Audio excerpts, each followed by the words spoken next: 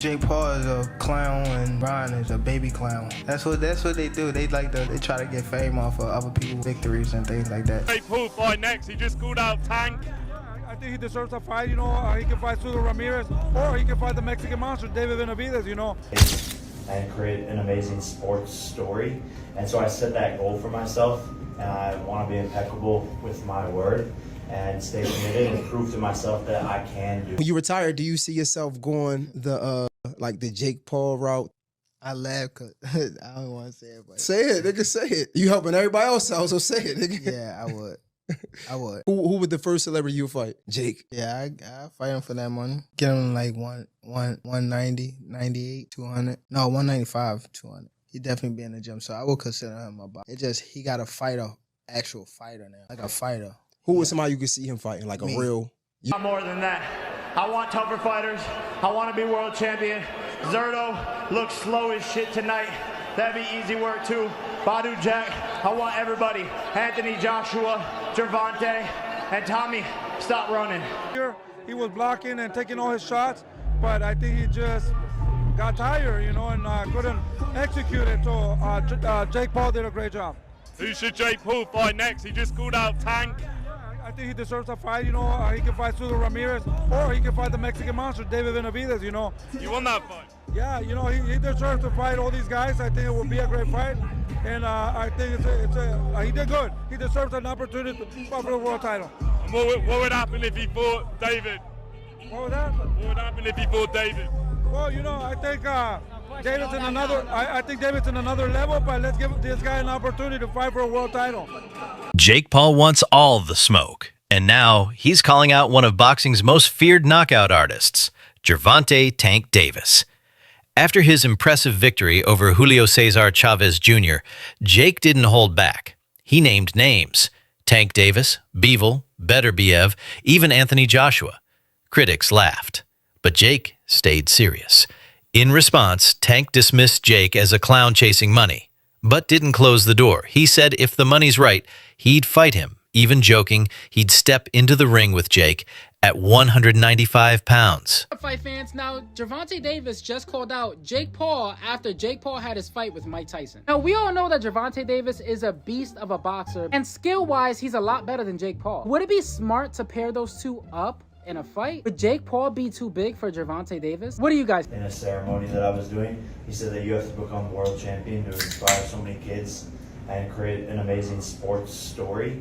And so I set that goal for myself, and I want to be impeccable with my word and stay committed and prove to myself that I can do this and become world champion in the world's hardest sport in roughly 6 to 7 years. Because I think it can be one of the most relatable and inspiring sports stories of all time, and no one thought it was possible. Nobody. Like, look, 2 years ago, 3 years ago, people laughed at me. I'm gonna lose to fucking Gibb, then Nate Robinson, then Bennett. Come on. So at the end of the day, that's my why, and I'm dead set on becoming a world champion. Did you take more from this fight as a boxer and the three fight or this fight? What do you reckon he's done more? I think he said it best in there himself. When he fought Tommy Fury, he wasn't even a boxer yet. He was learning how to box, right? Now, 2.5 years later, he's a true boxer. The loss to Tommy Fury was the greatest gift in Jake Paul's life. Had he beaten Tommy Fury, which was a split decision loss, right? Not a unanimous, not a majority, a split decision loss, he wouldn't be the fighter that he is today. So thank you, Tommy. If you expect Jake Paul to fight November, December time, is that what you see like next? Yeah, November or December is the time when you'd like to do it. Davis. Man, he's a great fighter. He's a great fighter. He's surprised me a couple of times. We've had some word exchanges. Yes. But it's all for fun. I hope this fight with Ryan Garcia happens. Who you leaning on? It's a 50-50 fight, in my opinion. You know, Gervonta hasn't shown the ability to win a lot of rounds against taller fighters, and then he relies on the knockout in the later rounds, which has worked for him. But if Ryan could avoid that, I think it'll be his power and speed will be and range will be a problem for Gervonta. But if Ryan gets caught, we see what Luke Campbell did. Yeah. And Gervonta is obviously a way bigger puncher than Luke. So it's really, in my eyes, the fight could go either way. Critics online have begun questioning Gervonta Davis's willingness to take on major challenges at 140 pounds. Some fans argue that Tank tends to avoid high-risk fights and that he might pass on a dangerous yet unconventional opponent like Jake Paul. So Jake Paul said him and Tank were in negotiations to actually fight. Jake Paul would have probably knocked Tank out. Like, we got to be honest here. The fight was going to be at 195, and which means Jake Paul cannot come over the weight limit of 195. I think he could have made that weight. I don't know where it would have been. I don't know any more stipulations. It said it was going to be a normal boxing match, and where Jake Paul probably would have beat the shit out of Tank Davis. I'm going to call cap. I don't think Tank would have actually fought Jake Paul. Tank is scared to fight, somebody at 140. I don't see him fighting somebody 195, 200 plus pounds. That's just ridiculous. That's unrealistic. I don't think Tank is taking that type of risk. Now, I know a lot of you guys like, oh, Jake sucks. Tank is this, Tank is that. When you're that much larger than a man, your boxing ability goes out the window. It just really does not matter how much of a boxer you are. The guy is way larger than you. Like, I don't think Gervonta could do anything to even reach his face. He's 6'1". But you guys let me know, man. Who would y'all have if Jake Paul and Tank Davis fought? Like I said, I'm putting all my money on Jake. Before any serious discussions of Jake Paul versus Gervonta Davis can move forward, Tank has unfinished business. A rematch with Lamont Roach is likely on the horizon, and many believe that must happen before any crossover bouts are considered. Yeah, you're seeing what I'm saying. Tank Davis versus Jake Paul. I don't buy it for a second, but apparently they were in negotiations to have this fight happen if Tank Davis beat his previous opponent, which obviously ended in a draw. Which means he's obviously going to go and rematch Lamont Roach in his next fight. But come on, Tank Davis versus Jake Paul. Jake Paul is a cruiserweight / heavyweight. Tank Davis is a lightweight. This is Jake Paul's mindset. Okay, I'll fight a legit professional boxer. OAP. I'll fight a legitimate professional boxer who's his age, loses. Okay, I'll fight another professional boxer who's half his weight. Honestly, I don't care how big Jake Paul is, I genuinely do think that Tank Davis would beat Jake Paul. I think Tank Davis would be too fast, too slick, outbox him, move around. He wouldn't knock him out, obviously. I don't think he'd knock him out because of how big Jake Paul is, but he would outbox him 100%. But anyway, guys, let me know what you guys think about this potential fight. I really hope it does not happen because Jake Paul needs to fight a legitimate pro who isn't a taxi driver, who isn't old, and isn't half his weight. Tank Davis says that he's bored with boxing. He said if paid enough, he'd make an MMA debut. He said back in the day in the streets, he used to throw a few punches, and then he'd go for the takedown and throw him on the back. Gervonta Davis is not a top 5 pound-for-pound fighter right now. He's arguably not even in the top 10 pound-for-pound right now. Despite how cool this picture is, it does not get him into the pound-for-pound list. Even though we could say that he could probably beat everyone in the lightweight division, even though I think he loses to Shakur, he hasn't done it, and he probably isn't going to do it. But what would it take for him to get to the #1 pound-for-pound spot? Let's go over what he would have to do to reach #1. Well, first off, he'd obviously have to go undisputed in the lightweight division. And even though that would be great, I think that only cracks him like #4. Because the only one in the top 10 pound-for-pound in the lightweight division is maybe Shakur. But realistically, he's going to have to do more than just go undisputed in the lightweight division. So obviously, he'd have to go up to 140 because there's no way he's making 130. And then he'd have to beat a dude like Teofimo, and he'd probably have to beat Devin Haney as well. And I think that could probably get him the #1 spot. But yeah, we can sit here and say Tank is one of the best pound-for-pound fighters right now, which I think he's one of the most talented, and I think he could do most of what I said.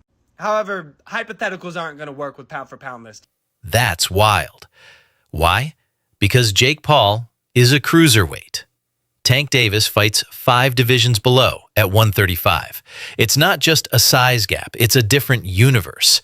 Still, Jake's growing influence and legit improvement are hard to ignore. But Jake was impressive. Surprisingly, he was impressive. He's definitely improving. He got a good team with him and working on some things. But, to become an elite fighter, it's like, bro, it's miles away from what, they can comprehend. You feel me? And so I'm just watching the evolution. You know what I mean? But I see a lot of things from my optics. Every time I, break it down, I'm not being critical. I'm just telling you the truth. You know what I mean? His jab looked good today. but he knew the guy wasn't throwing nothing back. So when you letting your hands go and you know nothing's coming back, you kind of get comfortable. So when you're going up against better fighters, they not only gonna let their hands go, but when you throw yours, they coming back with something. So, Chavez didn't bring that to the game. He didn't bring that to the table. But Jake looked good tonight. The body work was good. But what I liked was his composure. He didn't get wild. He didn't get out of control, swinging wild and just fighting. He stayed composed. He stayed in his form. And that is evolution in the boxing game. He was more technical than that. Jake Paul might actually fight Gervonta Tank Davis. This can't be. Came up a couple of months ago. I was like, you know what? I'm this because there's no way it's real. There's no way they're really gonna do that because it makes no sense. Why would you do that for him? Outside of it, like, okay, you can look at it like an exhibition, which it will be, and we'll take a look at some of the rule set for it. But Gervonta Davis is one of, if not biggest names at 135 pounds and prime fighter. I don't want to hear the similar to Floyd and Logan thing because at that point Floyd was retired. He's now ranked top 15 by multiple sanctioning bodies. That means title fights are officially on the table. Trainer Jose Benavidez Sr. even said Jake deserves big fights, maybe even against his own son David. But boxing purists aren't sold. To do in the sport. Tank is still in his prime, still has multiple high-level opponents that he needs to fight. And you can say, oh, the Jake would be a one-off, side quest. That's fine, but that just tells me that Tank doesn't care about being a high-level champion in the sport anymore. It tells me that he's done competitively in the sport. If he takes a fight with Jake Paul, it tells me he's done. And that's unfortunate. Yeah, Tank has been talking about retirement, but if he goes this route, it's almost certain. Like, it's pack it up. It's over with because the fight makes no sense. It doesn't even make sense for Jake. For all the things Jake's talking about doing, it makes no sense for him. Again, money, sure. If it makes dollars make sense, okay, fine. But I want to see Jake in competitive matchups where I am interested in the outcome. I'm not interested in this. I'm not interested in the outcome of this. I was interested in Floyd versus Logan because Floyd was a little slower, a little older, and Logan would be able to knock him out. If Jake knocks Tank out, so what? What does that do for him? Because he said he could beat Canelo. He said he could beat Anthony Joshua. This one to me, like, I've gotten on board with a lot of Jake fights because they've made sense.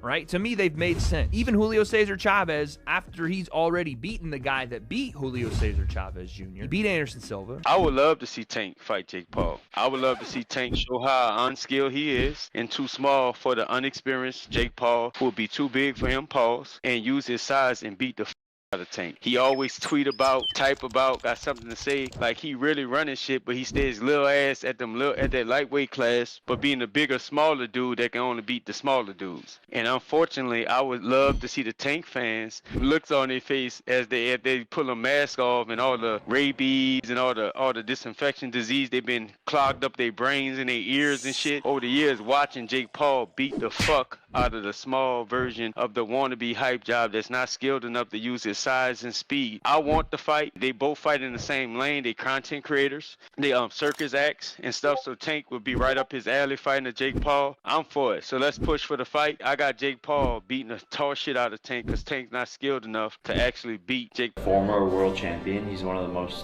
is the most experienced fighter I've fought to date. And it's going to be a really good test of my skills, and depending on the performance that I put on, the sanctioning bodies in boxing will give me a ranking, and once I have that ranking, I'm able to go and fight for a world title. So this can set me up to become world champion and to be able to attain and get a world championship fight done. Yeah, I think a lot about inspiring the next generation. That's a big part of the reason I'm still so adamant about becoming world champion, because it will prove to kids that they can go into something at zero and make it all the way to the top in 6 to 7 years time if they fully set their mind to it. Paul is unequivocally the most successful fighter in history 4 years in. No one comes close. No one. You couldn't list one that comes close, including Brock Lesnar if you include his WWE career. 4 years in terms of what he's done in terms of box office, pay-per-view, impact, helping other boxers, because he had platform, he had awareness, and he's got the focus and discipline to drive with. As Antonio Tarver put it, Jake's improving, but not ready for elite killers like Tank. So what's next? Will Tank actually entertain this massive crossover bout? Or is Jake simply using the moment to stay in the headlines? One thing is certain, Jake Paul is no longer just a sideshow. He's forcing boxing to pay attention.